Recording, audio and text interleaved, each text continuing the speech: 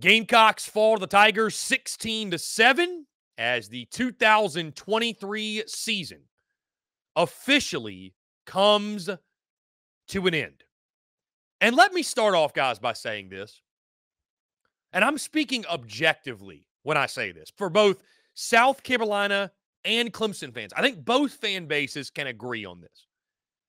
There was a lot of hype and buzz, at least locally in the state, going in the game, as there always is, right? South Carolina, Clemson, it needs no extra hype added. It's one of the best rivalries in all of college football and all of college sports, for that matter.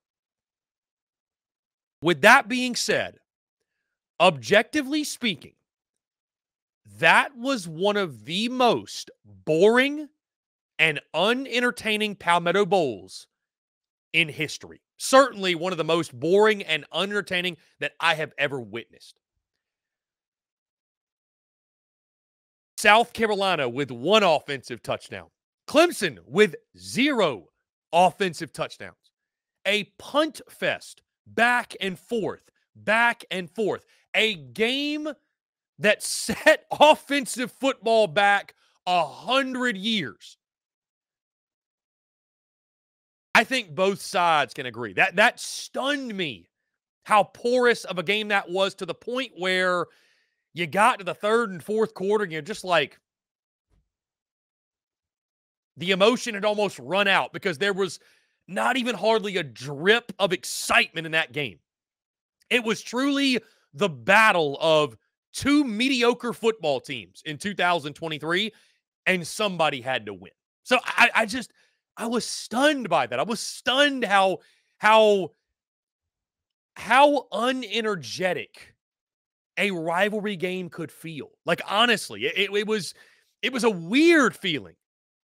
And again, I think objectively that's something both sides. Clemson won the game. They have all the bragging rights. True, for sure. But I think both sides can look at each other and go, man, what a shit show football was in the Palmetto State this year. Now, on that note, guys, you look at the game. I mean, disappointing doesn't begin to describe it. You know, going into it last week, guys, I thought the Clemson had the advantage in the trenches. I called a lot of flack, obviously, for picking Clemson to win. But, you know, what we saw on Saturday, guys, was sort of what I expected from the standpoint of South Carolina struggling, especially on the offensive side of the football, to get any sort of push. And, guys, I look at that game. That game was a microcosm. That game was a representation of the Achilles heel of the 2023 season, which was the offensive line. From literally the opening snap in Charlotte all the way until the final whistle against Clemson, there is nothing that held this football team back more than the offensive line. Were there bright spots? Sure, here and there. Not many, but some. You had youngsters like Trovon Bowe and Big Tree Babalade and Jatavius Shivers and some others step up and play good football and show signs of promise for the future. You had a guy like Nick Gargiulo that I think became a leader of the offensive line. Granted, he had his problems, but became a leader nonetheless, coming over from Yale to SEC football. But outside of that, guys, when you look back on 2023, the Clemson game was simply a microcosm of the issues that plagued this football team and specifically this offense all season. They were the Achilles heel that this season never got off the ground because of their struggles. 9 sacks in the season opener against UNC, and then you look at what happened against Clemson. South Carolina's offensive struggles pointing directly back to the struggles up front. I mean, just an abysmal showing. What was it, 189 total yards?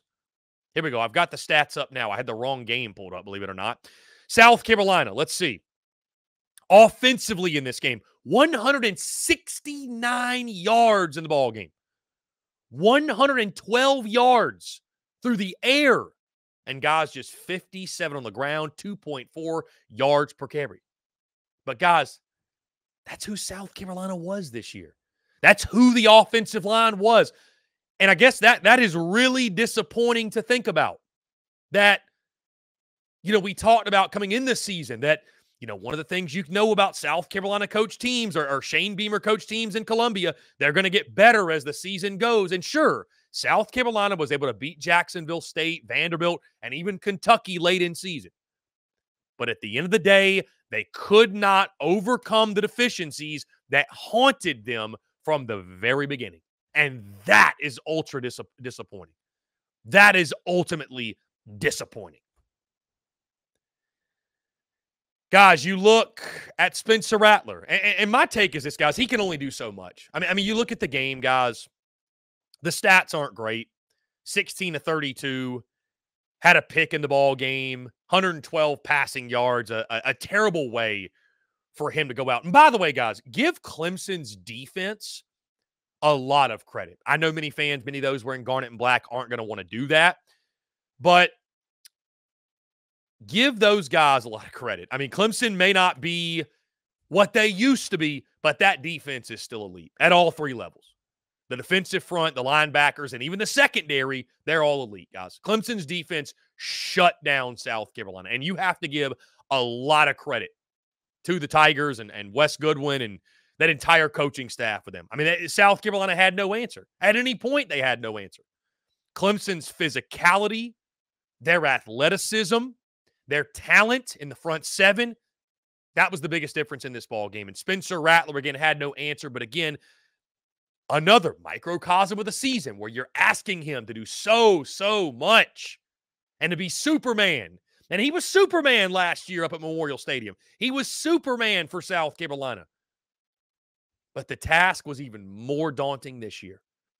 And with no blocking and no help up front, and I thought, guys, even when he had time, I thought Clemson's secondary played really well.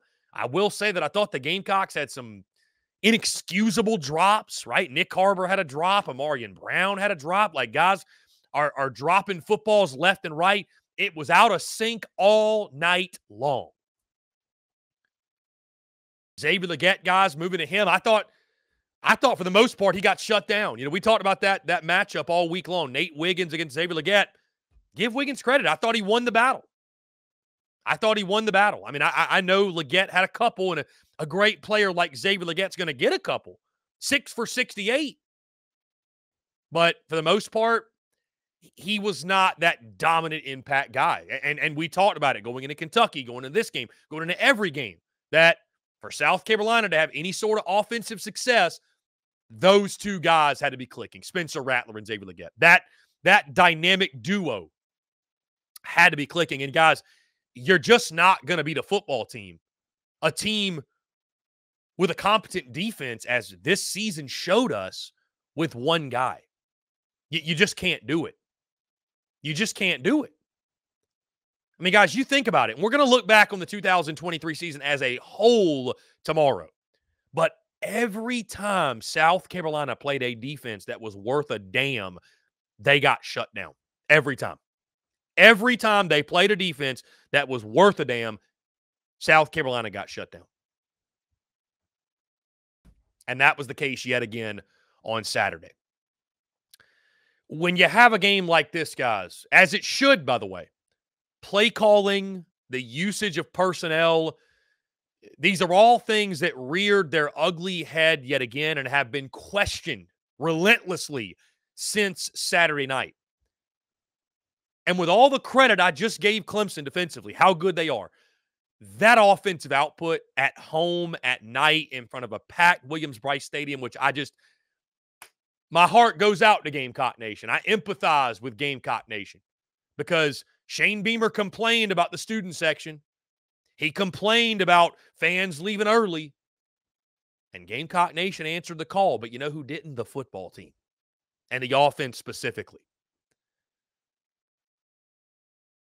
The tone, as I said after the game, guys, I thought was set when you ran a trick play down in the goal line on 4th and inches.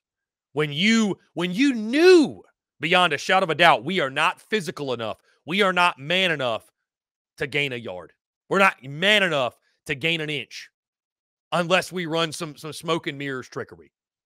And that's maybe, you know what? That's just who you were. That's just who you were. So Dabble Loggins felt like he had to get creative. So be it. But that performance was inexcusable by the offense.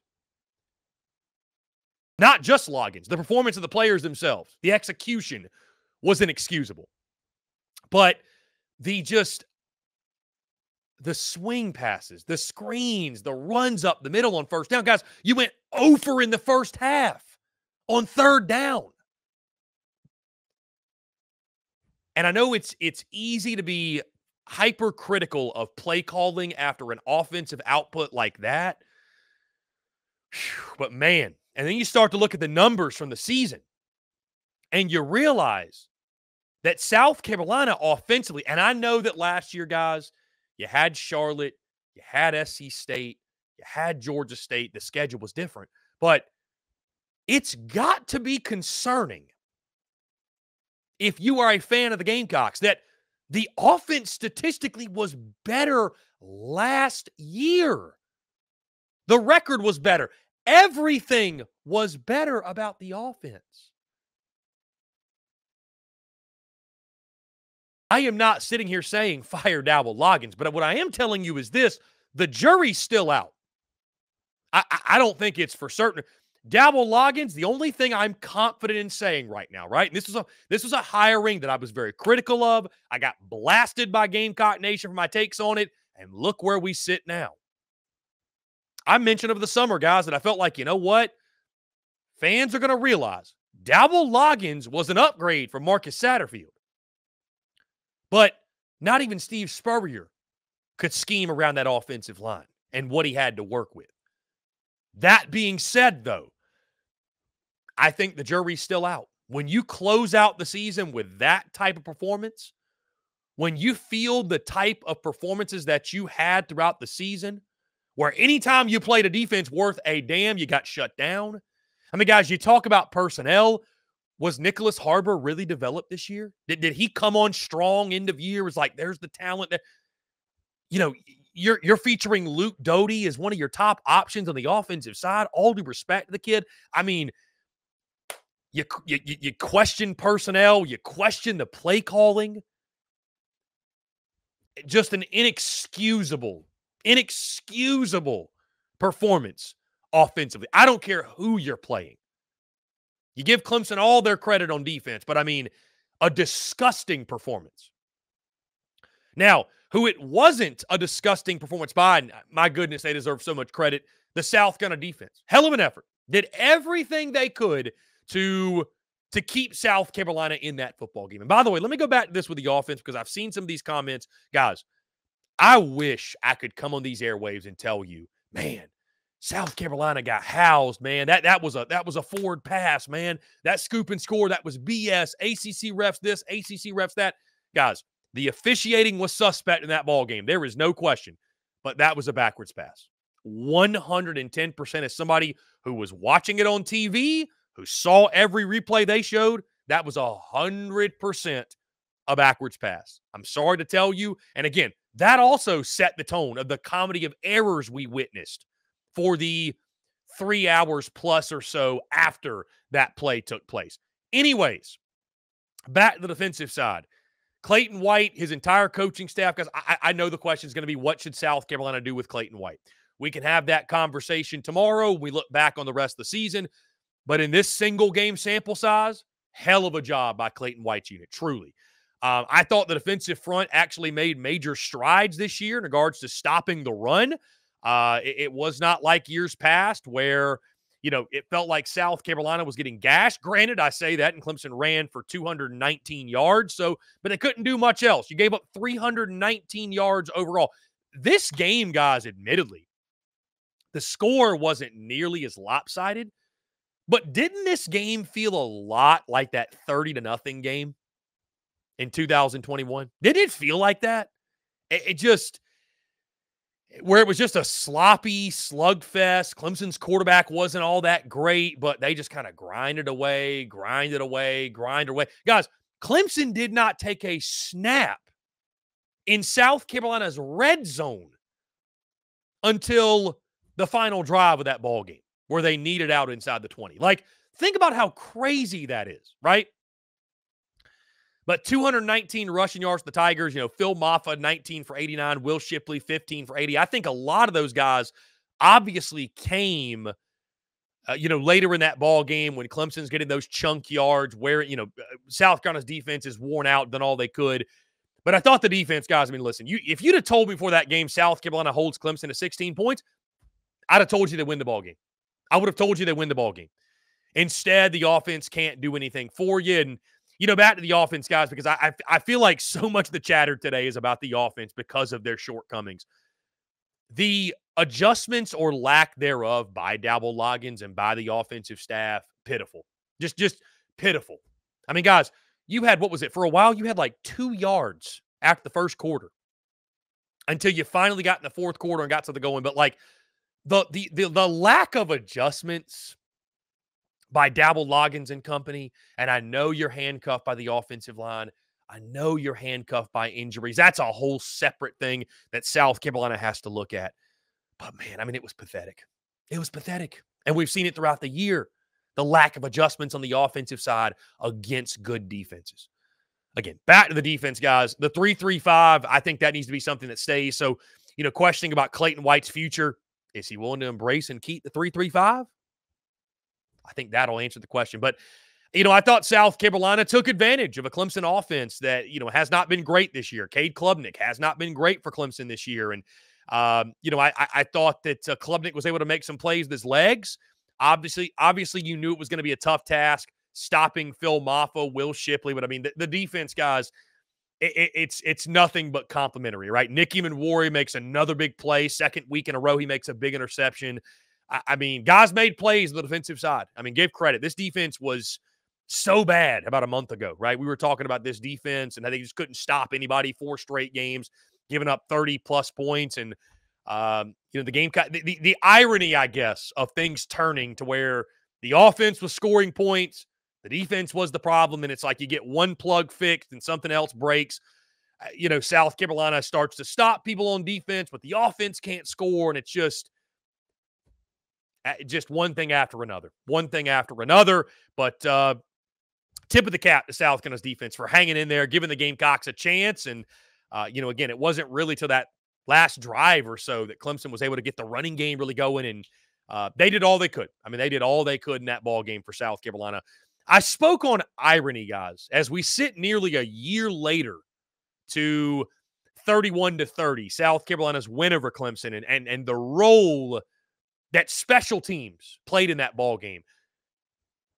The irony was not lost on me that a large reason why Clemson won that game on Saturday night was special teams. They won the special teams facet of the game, especially when you think about, guys, that Clemson, they had struggled all year long kicking field goals. And all of a sudden, Clemson's kicker just has the game of his life and nails all 3 of his field goal attempts, including a 50-yarder. This dude accounted for 10 of the 16 points. Clemson's only points without that defensive scoop and score. And you think about what this year has been, guys, and Kai Kroger punted 8 times. Clemson's punter punted 6. It was a slugfest, to say the very least. It's everything that could go wrong this season did go wrong. And that includes special teams. And the irony that a year later, after South Carolina used the elite punting of Kai Kroger and turnovers on special teams, a year after the Gamecocks leaned on Beamer balls so heavily to win so many games, including the one at Memorial Stadium this time last year, the fact Clemson won the special teams facet, and that was a large part of the reason why they won the ball game, it's nothing short of ironic. And irony can be very cruel, and it is most definitely cruel in this scenario. Because Clemson's special teams had been lackluster, especially their field goal kicking, to say the least. And all of a sudden, Jonathan Welts has the game of his life. Jonathan Whites has the game of his life at Williams-Brice Stadium.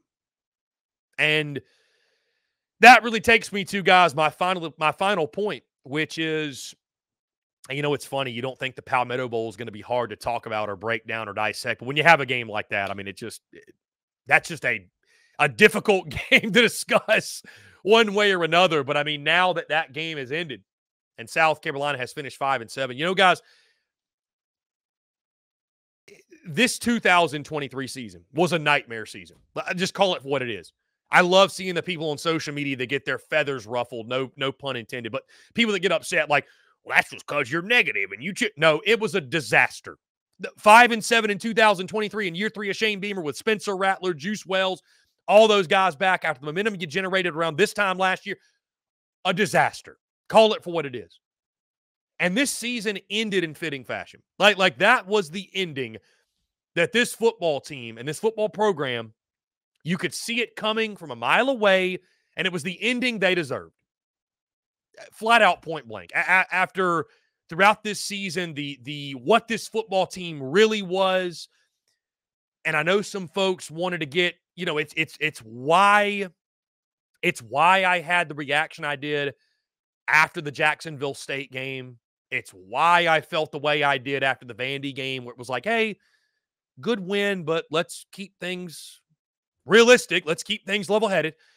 It's why I picked South Carolina to lose to Clemson, because this team was what it was from the jump. And that's so disappointing to say. That's so disappointing to think about when you think about what happened at the end of year 2 of the Shane Beamer era and the way that momentum was just completely squandered. And I mean, if I would have told you leaving that Clemson game last year that, hey, South Carolina, by the way, they're going to get Juice Wells and Spencer Rattler back, and they're going to miss a bowl game, you would have told me I was crazy. Heck, I would have thought that was crazy. I thought a down season for South Carolina was very possible, but 5-7 and missing a bowl game?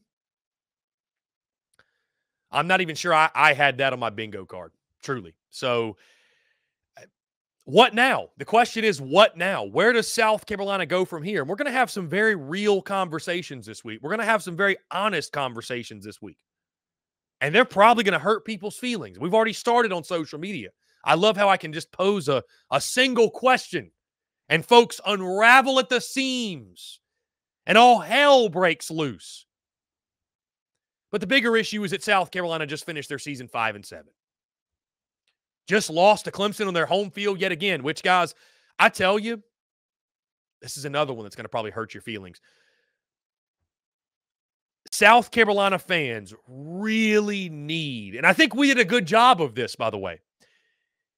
The reason I celebrated so hard last year, smoked the cigars, had such a good time, is because, guys, realistically, South Carolina beating Clemson over the long history of this rivalry has become nothing but a one-off. I know the 5 games in a row happened, but outside of that, guys, it's a rarity. Normally, South Carolina is winning 1 game to Clemson's every 3 or 4. And that hurts, but that's the reality of the rivalry, man. That's just where it is. And God, it's worse in Columbia. Clemson owns they own that rivalry in Columbia for whatever reason it is. And so I think Gamecock fans, you'd be well served to really relish and celebrate those wins over Clemson when they come, because it doesn't feel like they come often. Just not as often as most folks would like. You can basically account on you're going to get 3 to 4 wins over Clemson every decade, and that's in a good decade. So celebrate those victories when they happen, because and it's unfortunate where it felt like this time last year, South Carolina was, had at least made up ground on Clemson in the rivalry, right? And now a year later, fast forward to what just happened, You look at the two programs, even in a down season, Dabo's worst team in over a decade. That's the result. And that's what's ultra disappointing. That's what's ultra disappointing. So what now for South Carolina? Again, guys, we'll talk about it a lot more this week, but the 2023 season was nothing short of a failure. And Saturday's 16-7 loss to the arch rival was a fitting end and truly a microcosm of the issues that plagued this football team from start to finish.